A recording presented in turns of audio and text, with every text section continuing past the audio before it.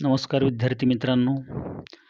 शिक्षण प्रसारक मंडळ कोल्हापूर, गोपाळकृष्ण गोखले महाविद्यालय कोल्हापूर, विषय अर्थशास्त्र, वर्ग 12वी.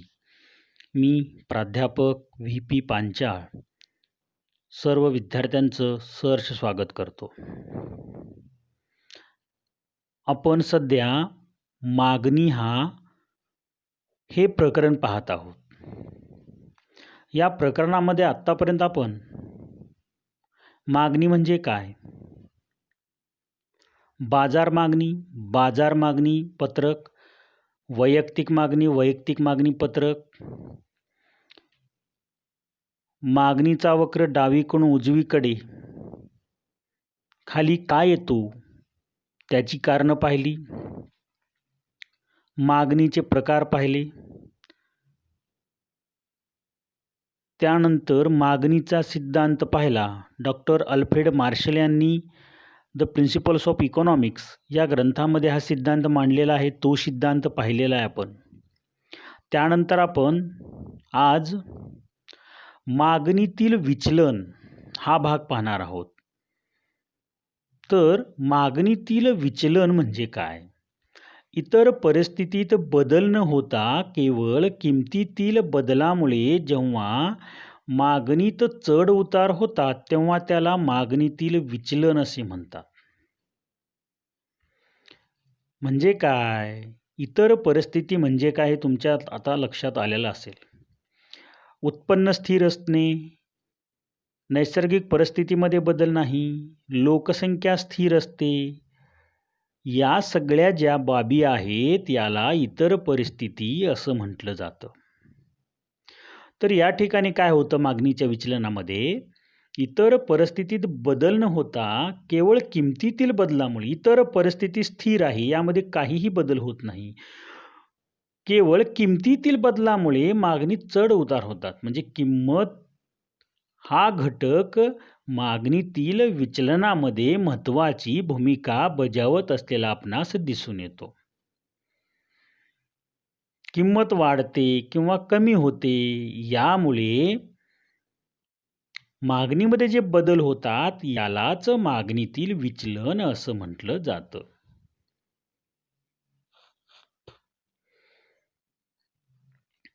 मागणीतील विचलनाचे प्रकार आपण आज पाहणार आहोत. त्यामध्ये पहिला प्रकार आहे मागणीतील विस्तार प्रसरण किंवा प्रसरण. इतर परिस्थिती जसे आवड-निवड, उपभोक्त्याचे उत्पन्न, लोकसंख्येचे आकारमान इत्यादीमध्ये कोणताही बदल न होता फक्त किमती कमी झाल्याने मागणीत वाढ होते तेव्हा त्यास मागणीतील विस्तार असं म्हटलं जातं. इतर परिस्थिती जसे आवड-निवड, उपभोक्त्याचे उत्पन्न, लोकसंख्येच्या आकार यामध्ये बदल होत नाही. मात्र किंमत कमी झाल्यामुळे काय होतं, मागणी जेव्हा वाढते तेव्हा त्याला मागणीतील विस्तार असं म्हणतात. या प्रकारातील मागणी वक्र खालच्या दिशेने सरकत असलेला आपणास दिसून येतो. पहा आकृतीमध्ये या अक्षावर किंमत घेतलेली आहे, अक्ष अक्षावर मागणी घेतलेली आहे. सुरुवातीला किंमत क असताना मागणी ब इतकी असते. मात्र किंमत कमी झाली, किंमत क वरनं किंमत क1 एवढी खाली सरकलेली आहे किंवा कमी झालेली आहे तेव्हा मागणी ही ब वरनं ब1 ही वाढलेली आहे. आकृतीमध्ये बाण दाखवलेला आहे पहा. ब वर्ण मागणी ब1 पर्यंत वाढलेली आपणास दिसून येते आणि त्यामुळं मागणी वक्राचा सुद्धा विस्तार होतो. स1 या दिशेने मागणी खाली सरकते किंवा पुढं सरकत असलेली आपणास दिसून येते. तर म हा मागणी वक्र आहे आणि स1 हा मागणीचा विस्तार असलेला आपणास दिसून येते. आकृतीमध्ये दर्शवल्याप्रमाणे म मागणी वक्र आहे. स बिंदूकडून स1 बिंदूकडे त्याच मागणी वक्रावर खालच्या दिशेने होणारे विचलन मागणीतील विस्तार दर्शवते. स वरनं स1 पर्यंत हे विचलन खाली सरकतं, खाली बाण दाखवलेला आहे पहा. म्हणजे मागणीचा विस्तार होतो, मागणी वाढते. ब आणि ब1च्या मध्ये सुद्धा बाण दाखवलेला आहे. क्ष या बिंदूच्या अक्षाच्या दिशेनं ही मागणी वाढते. म्हणजे काय? मागणीचा विस्तार होतो. यालाच मागणी, हे जे विचलन आहे या विचलनाला मागणीतील विस्तार दर्शवते हे विचलन. त्यानंतर दुसरा प्रकार पहा, मागणीच्या विचलनामधील दुसरा प्रकार पहा, मागणीतील संकोच किंवा यालाच आकुंचन सुद्धा असं म्हटलं जातं. इतर परिस्थितीत जसे आवड-निवड, उपभोगत्याचे उत्पन्न, लोकसंख्येचे आकारमान इत्यादीमध्ये कोणताही बदल न होता फक्त किमतीत वाढ झाल्याने मागणीत घट होते, तेव्हा जेव्हा त्यास मागणीतील संकोच असे म्हणतात. काय झालेलं आहे? या ठिकाणी इतर परिस्थिती जैसे थे आहे यामध्ये काहीही बदल झालेला आपणास दिसून येत नाही. मात्र किंमत वाढल्यामुळे मागणीमध्ये घट होते, तेव्हा त्याला मागणीतील संकोच, आकुंचन, प्रसरण आकुंचन या बाबी आपल्याला माहिती आहे. आकुंचन म्हणजे संकोचने असं म्हटलं जातं. मागणी वक्रावर वरच्या दिशेने जात असलेले आपणास यामध्ये दिसून येते, ते आपण आकृतीच्या सहाय्याने पाहू शकतो. पहा, मागणीतील संकोच आणि आकुंचन या आकृतीद्वारे दर्शवलेलं आहे. य बिंदूवर नेहमीप्रमाणे किंमत घेतलेली आहे. अक्षावर मागणी घेतलेली आहे.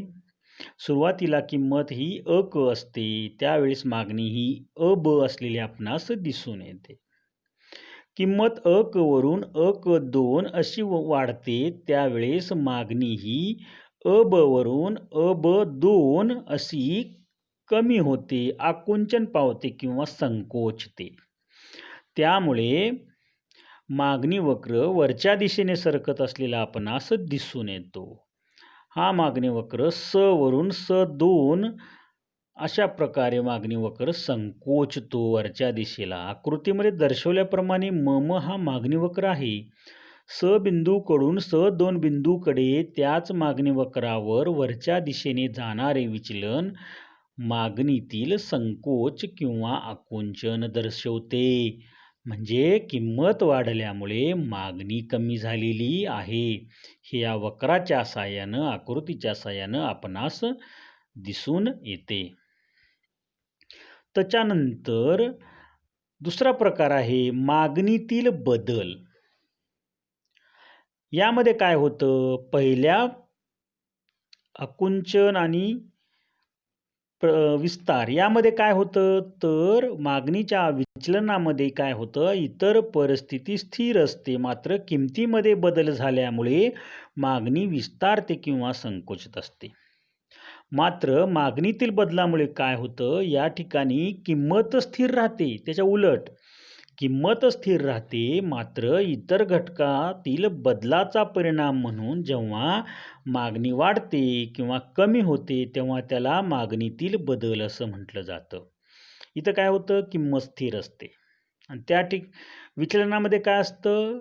इतर परिस्थिती स्थिर असते, किमतीमध्ये बदल होत असतो. मात्र या ठिकाणी किंमत स्थिर असते, मात्र इतर घटकातील किंवा इतर परिस्थितीतील बदलामुळे काय होतं? वस्तूची मागणी वाढते किंवा कमी होते, त्याला मागणीतील बदल असं म्हटलं जातं. या मागणीतील बदलाचे 2 प्रकार पडतात. पहिला प्रकार मागणीतील वृद्धी किंवा यालाच काय म्हटलं जातं? वाढ. इतर परिस्थितीमध्ये जसे उपभोक्त्याची आवडीनिवडी, उपभोक्त्याचे उत्पन्न, नैसर्गिक परिस्थितीत इत्यादीमध्ये अनुकूल बदल झाल्यामुळे, लक्ष द्या, या ठिकाणी काय होतं? उपभोक्त्याची इतर परिस्थितीमध्ये अनुकूल बदल होतो. उदाहरणार्थ आवड निवड असेल, उपभोक्त्याचे उत्पन्न असेल, नैसर्गिक परिस्थिती असेल, ही अनुकूल बदलते. अनुकूल आणि प्रतिकूल या शब्दाचे अर्थ तुम्हाला माहिती आहे. अनुकूल बदल होतो आणि किंमत स्थिर असल्याने मागणीत वाढ होते, तेव्हा त्याला मागणीतील वृद्धी असं म्हटलं जातं. यामुळं काय होतं, मागणी वक्र हा आकृतीमध्ये मूळ मागणी वक्राच्या उजवीकडे स्थानांतरित होतो. यालाच मागणीतील वृद्धी असं म्हटलं जातं. आकृतीच्या सहाय्यानं आपण हे पाहूया.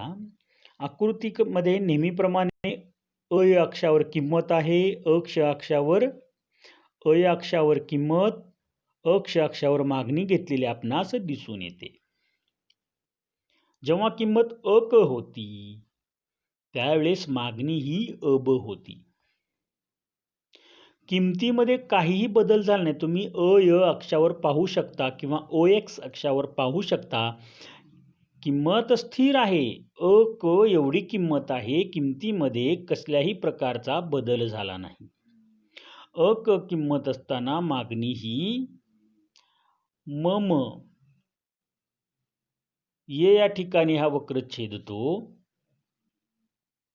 आणि इतर परिस्थितीमध्ये बदल झाला, अनुकूल बदल झाला. लोकांचे उत्पन्न वाढलं, लोकांच्या उत्पन्नामध्ये वाढ झाली किंवा नैसर्गिक परिस्थिती चांगली राहिली, त्यावेळेस लोकांचं उत्पन्न वाढलं. परिणाम काय होतो, उत्पन्न वाढल्यामुळं किंमत स्थिर आहे, मात्र उत्पन्न वाढलं आहे, लोकांकडे पैसा आलेला आहे, म्हणून ते काय करतात, वस्तूच्या मागणीत वाढ करतात.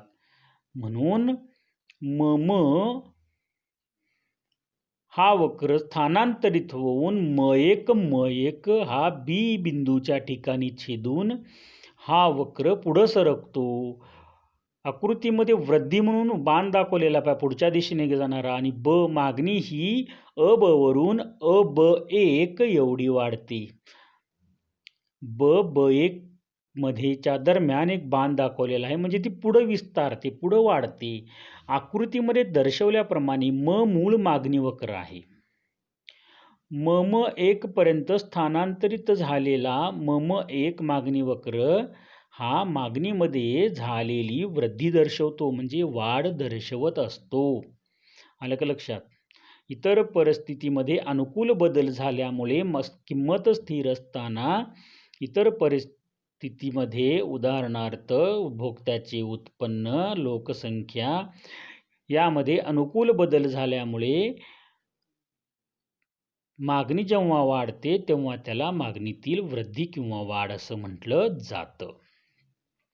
क्रमांक 2 पहा, मागणीतील ऱ्हास किंवा घट. इतर परिस्थितीमध्ये जसे उपभोक्त्याच्या आवडीनिवडी, उपभोक्त्याचे उत्पन्न, नैसर्गिक परिस्थिती इत्यादीमध्ये प्रतिकूल बदल होतो. किंमत स्थिर असल्याने मागणीत घट होते, तेव्हा त्यास मागणीतील ऱ्हास असे म्हटलं जातं किंवा असे म्हणतात. म्हणजे काय? उपभोक्त्याची आवडनिवड बदलली, उपभोक्त्याच्या उत्पन्नामध्ये घट झाली, उपभोक्त्याचं उत्पन्न कमी झालं, दुष्काळासारखी परिस्थिती निर्माण झाली, महापुरासारखी परिस्थिती निर्माण झाली, म्हणजे नैसर्गिक परिस्थिती ही अनुकूल राहिली नाही, प्रतिकूल झाली. परिणाम स्वरूप काय होतं, किंमत स्थिर असताना सुद्धा मागणीत घट होते.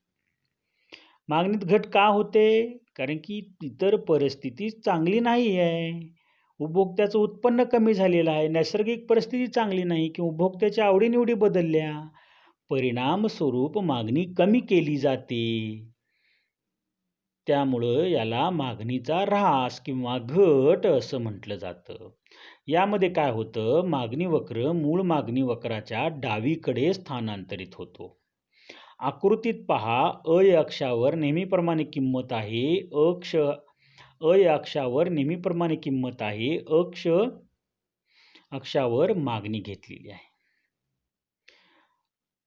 किंमत ही अक असताना सुरुवातीला मागणी ही अब एवढी असलेली आपणास दिसून येतं. या ठिकाणी मम हा मागणी वक्र या ठिकाणी या बिंदूतून जातो, मात्र नैसर्गिक परिस्थिती बदलते, उपभोक्त्याच्या उत्पन्नामध्ये घट होते, त्यामुळं मागणीवर त्याचा विपरीत परिणाम होऊन मागणी कमी केली जाते किंवा कमी होते. त्यामुळं हा वक्र डावीकडे सरकतो आणि मागणी ही अब2 एवढी होते. अब वरून मागणी अब2 एवढी कमी झालेली आपणास दिसून येते. त्यामुळं हा मागणी वक्र डावीकडे सरकतो आणि म2 अशा प्रकारचा नवीन वक्र तयार होतो. हा जो बी बिंदूमध्ये छेदत असलेला आपणास दिसून येतो. हा काय दर्शवतो? हा मागणीतील ऱ्हास किंवा मागणीतील घट दर्शवतो.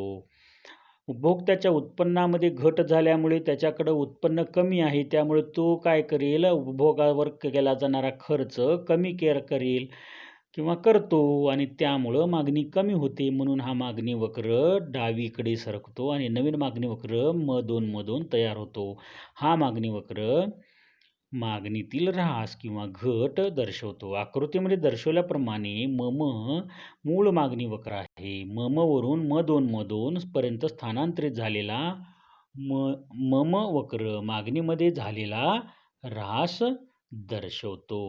या ठिकाणी आपण मागणीतील विचलन हा भाग आपण या ठिकाणी पाहिलेला आहे.